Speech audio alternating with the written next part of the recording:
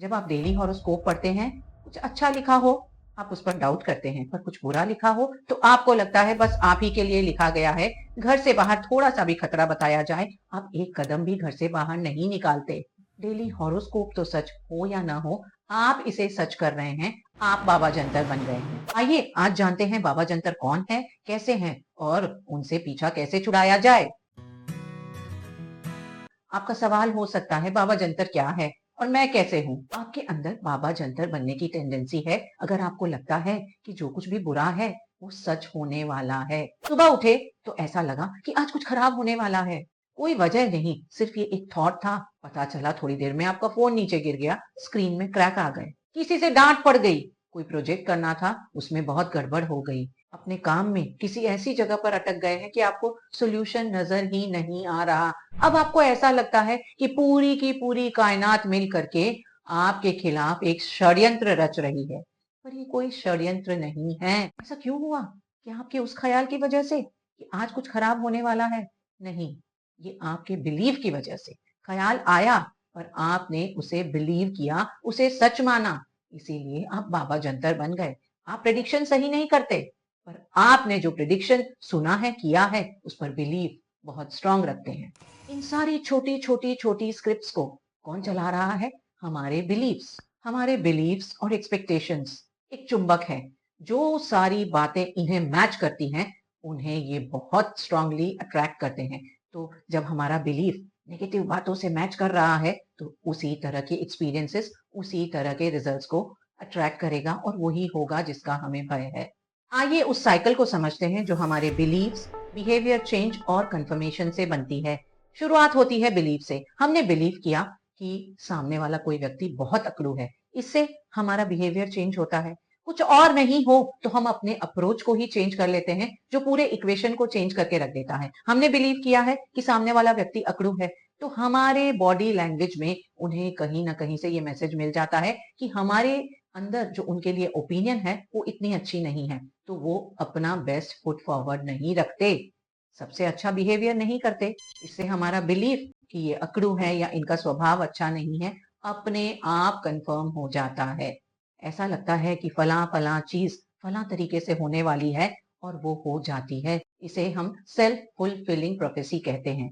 मतलब हमने जो कुछ सोचा, हमने जो कुछ कहा, हमारा दिमाग उसे सच मानता है और उसी तरह के एक्शंस लेता है, हमसे उसी तरह के बिहेवियर्स कराता है, जिससे जो कुछ हमने सोचा या कहा बिल्कुल सच हो जाए। एक माली की बात करें, जिसे एक पौधा लगाना है पर उसे अंदर से कहीं डर है कि ये बीज इतने अच्छे नहीं हैं, पौधा अच्छा नहीं होगा। वो उसे सबसे बेस्ट जगह पर प्लांट नहीं करता। अगर प्लांट अच्छी जगह पर भी कर दिया हो तो उसकी देखभाल में कहीं ना कहीं कुछ कमी रह जाती है, क्योंकि दिमाग के किसी कोने में ये ख्याल तो है ये पौधा कमजोर ही होगा, शायद समय पर पानी नहीं दिया जा रहा, उसका इतना ख्याल नहीं रखा जाता, उस पौधे का कमजोर होना तय है। और ये किसके कारण हुआ? माली की सोच के कारण। सेल्फ फुलफिलिंग प्रोफेसी, ये हमारी एक टेंडेंसी है और इसे हम अच्छे और बुरे दोनों तरीकों से इस्तेमाल कर सकते हैं। अच्छी चीजों का प्रेडिक्शन हम नहीं करते, इसके पीछे हमारा एक डर रहता है। हमें लगता है कि हम लक को टेम्प्ट ना करें, कहीं हम भाग्य के साथ कुछ बदतमीजी तो नहीं कर रहे, कुछ छेड़खानी तो नहीं कर रहे। दुर्भाग्य को आकर्षित करने का डर इतना गहरा बसा रहता है कि हम अच्छी चीजों की प्रेडिक्शन नहीं करते। अगर दिमाग में आ जाए तो भी उस पर इतना ध्यान नहीं धरते। वहीं अगर कुछ बुरा हमारे दिमाग में आता है, या तो हम उसे कह देते हैं या उसके बारे में सोचते रहते हैं। हमें लगता है कि शायद इस पर ज्यादा सोच करके या इस पर कह करके हम बुरी नजर से खुद को बचा सकते हैं। पर बुरी नजर से बचे ना बचें, इसका एक प्रभाव हमारी सोच, हमारे एक्शंस, हमारे बिहेवियर्स पर पड़ता है। और जो कुछ भी बुरा हमने सोचा, कहा है, हमारा प्रेडिक्शन है, वो सच हो जाता है। ये सेल्फ फुलफिलिंग प्रोफेसी। जब आप इनवाइट कर रहे हैं तो आप बाबा जंतर ही तो बने। क्या ख्याल है आपका? 3 साइंस जो बताते हैं हम बुरी प्रोफेसीज को फुलफिल करने की पूरी शक्ति रखते हैं। ये पास्ट, प्रेजेंट और फ्यूचर से कनेक्टेड है।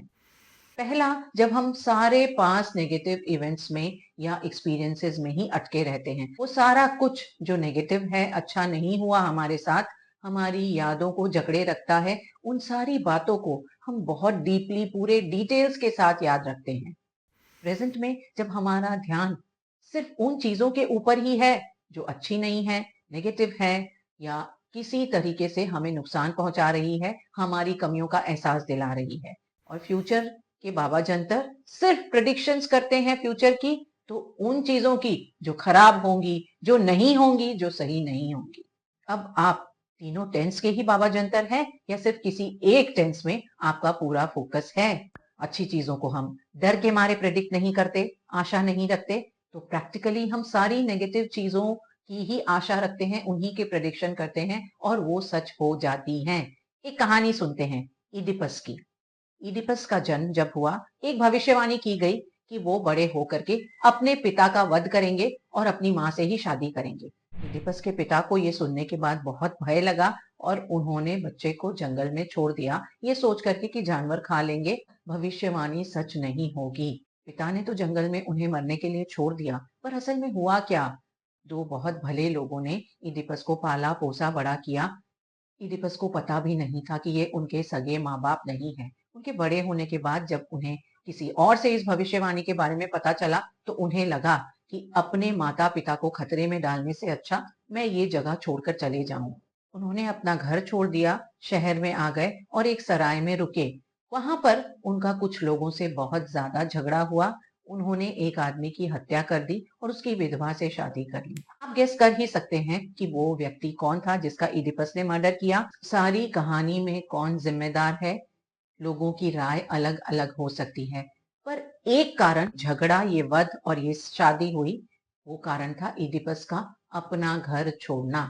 अगर वो इस भविष्यवाणी के बारे में नहीं सुनते, वो अपना घर नहीं छोड़ते, ना उन माता पिता को जिनसे उन्हें बहुत लगाव था, और जब उन्हें नहीं छोड़ते शहर पहुंच करके वो झगड़ा नहीं होना था, उनके हाथों हत्या नहीं होती। कहीं ना कहीं उनका बिलीफ जो कुछ प्रेडिक्ट किया गया है सही होगा, इसके लिए जिम्मेदार है। सेल्फ फुलफिलिंग प्रोफेसीज क्यों होती हैं? हमारे भविष्य की तैयारी किससे होती है? हमारे बिलीफ से।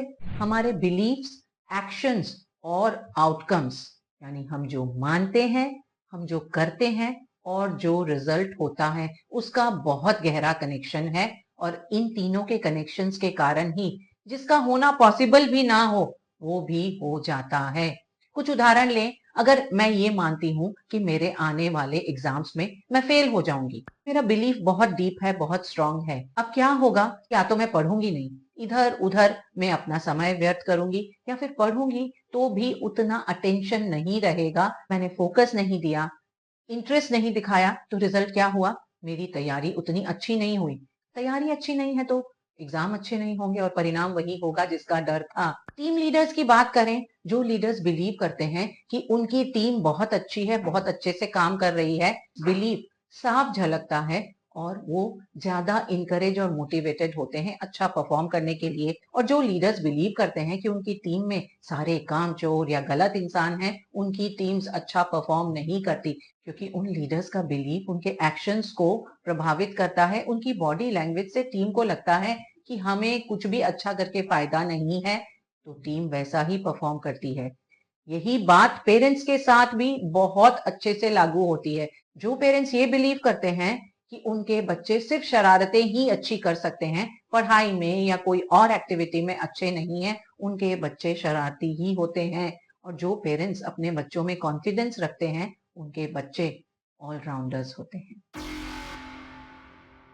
हमें जिस बात से डर लगता है वही बात हमारे साथ होती है, क्योंकि हमारा ब्रेन उसे सच मान रहा है। दूसरे तरीके से कहें तो जब आप नेगेटिव प्रेडिक्शंस में बिलीफ रखते हैं, उनसे भय रखते हैं, तो उन्हीं के बारे में सोचते हैं और उस समय यूनिवर्स को ऐसा लगता है कि इसे वही चाहिए, और वो सारी सिचुएशंस उस तरह की पैदा हो जाती हैं जिनसे आपका भय बिल्कुल सच साबित हो जाए। अब डिग्री वैरी करती है, पर हम सब कहीं ना कहीं नेगेटिव बातों पे, नेगेटिव प्रेडिक्शंस पर थोड़ा ज्यादा बिलीव रखते हैं। हम अवेयर भी नहीं कि हमारे बिलीव्स ऐसे हैं, पर हमारा सबकॉन्शियस वो तो अवेयर है, वो हमारे सारे बिहेवियर्स, एक्शंस को वैसे ही इन्फ्लुएंस करता है और वो ही सब हो जाता है। इस भय से खुद को बाबा जंतर बनने से कैसे रोकें? 2 स्टेप्स। सबसे पहले हमारे जो भी नेगेटिव बिलीव्स हैं उनके लिए हमें अवेयरनेस लानी है। ऐसी कौन सी नेगेटिविटी है जो आपके अंदर डीपली सीटेड है।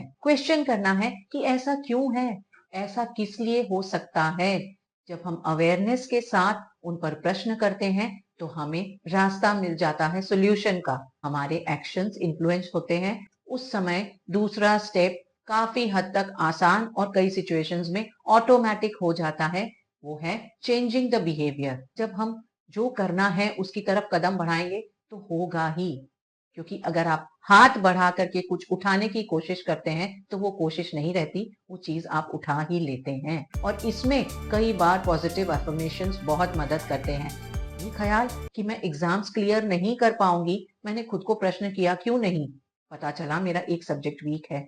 जब मैंने खुद को उस सब्जेक्ट के लिए स्पेशली फोकस करना शुरू किया, उस पर ध्यान देना शुरू किया, तो मैं ये पॉजिटिव अफर्मेशन का इस्तेमाल कर सकती हूँ कि मेरा ये सब्जेक्ट काफी अच्छा हो रहा है, इम्प्रूव हो रहा है, मैं इसमें अच्छा कर सकती हूँ। और ये पॉजिटिव एफर्मेशंस आप लाइफ के किसी भी फील्ड में अप्लाई कर सकते हैं। छोटी सी शुरुआत करें। हम खुद से अगर ये कहें कि एक दिन में मैं चांद तारे तोड़ लूंगी, तो ये संभव नहीं होगा। पर जब हम खुद से छोटे छोटे पॉजिटिव एफर्मेशंस करना शुरू करते हैं तो हमारा दिमाग उन्हें सच मानेगा, हमारे बिहेवियर्स को इन्फ्लुएंस करेगा, एक्शंस वैसे होंगे और आउटकम्स अच्छे होंगे। Self fulfilling prophecies.